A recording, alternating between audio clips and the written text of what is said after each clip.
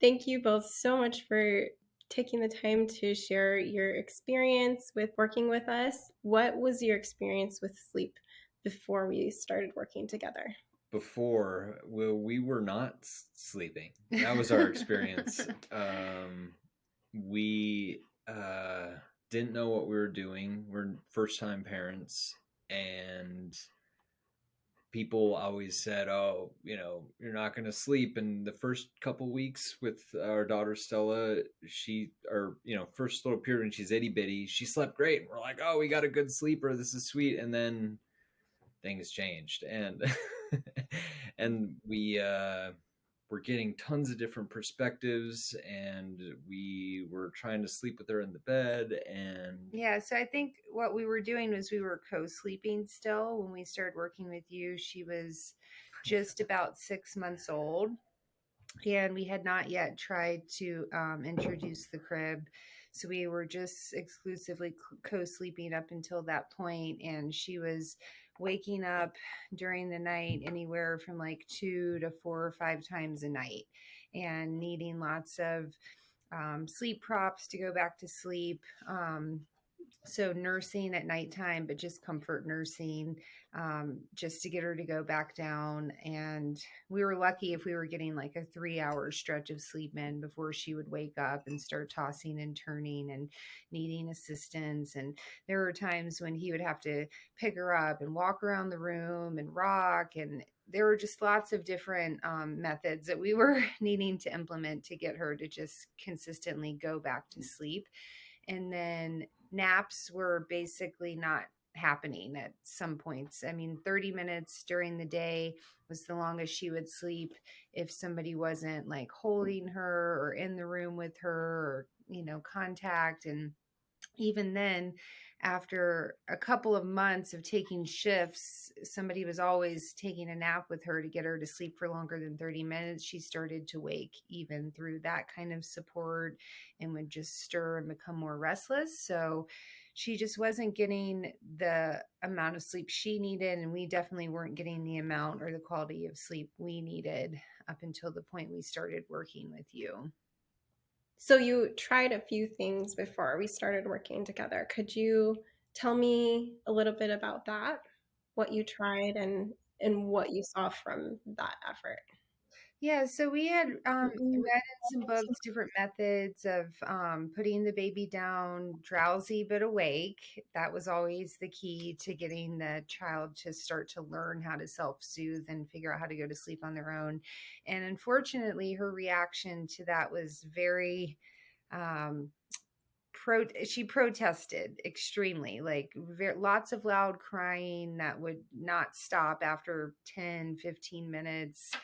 We did employ the help of another professional at one point who had a method of putting the child in the crib awake or awake but drowsy, and then doing time checks. But I think the first night we actually really pushed into that, it was like over 45, 50 minutes of her crying.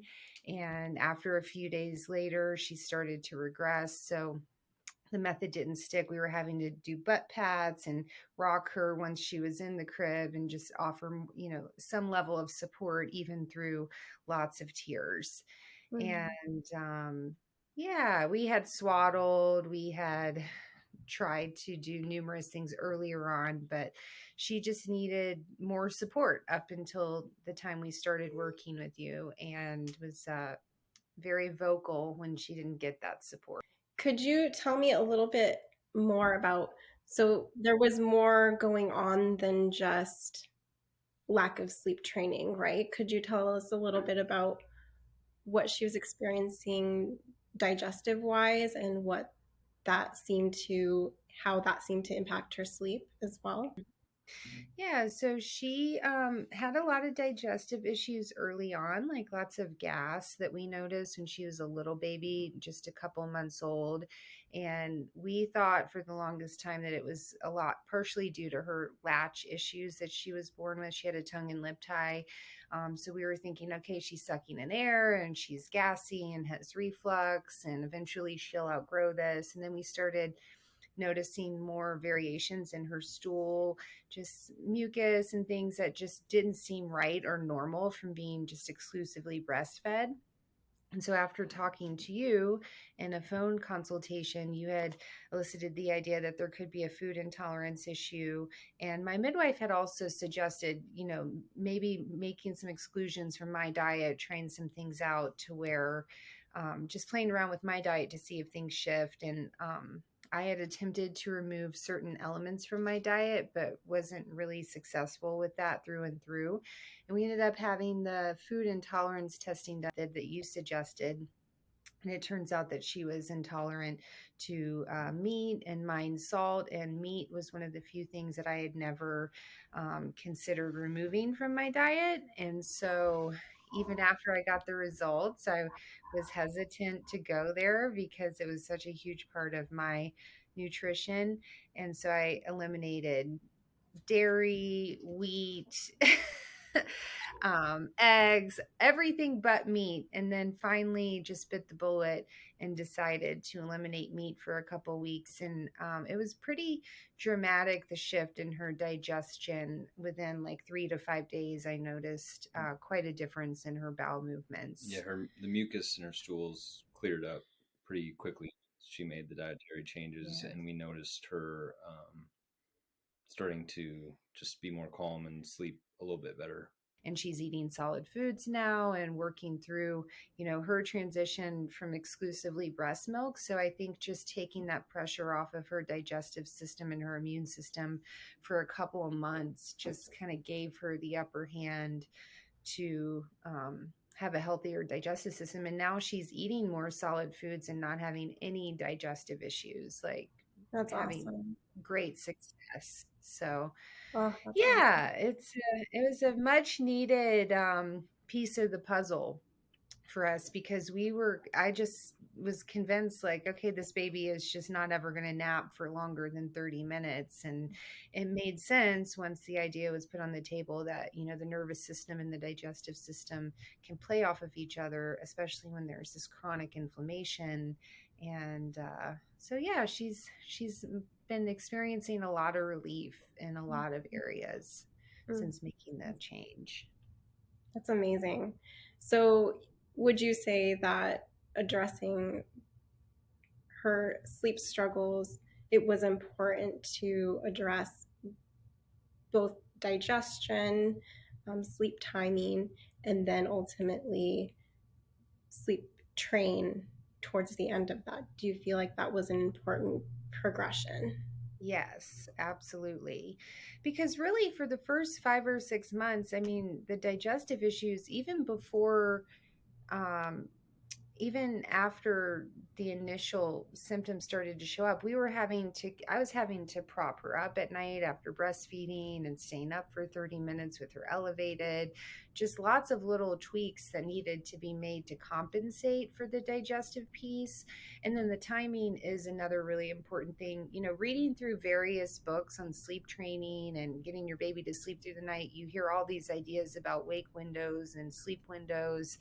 And we were kind of pushing her into patterns based on a, a broad perspective of like, don't put your baby down too early. You want to really push into the last wake windows so they're extra tired. And it wasn't until working with your method that we started to kind of play around with like a shorter wake window at the end of the day and seeing the fruits of that like almost immediately, not at all what we were expecting, which was, for her to pop up after an hour because she thinks it's just another nap or something like that. Like it really did help to reset her circadian rhythm.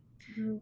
We also got to know her, like the length of her cycle, Mhm. and um, you know, like sometimes babies take short naps, and we were thinking that this was like a really bad thing, and obviously you want them to get enough sleep, but just tuning into the duration of her sleep cycle helped give us a better idea of timing throughout the day and when to go down for naps, when to get up in the morning, and things like that.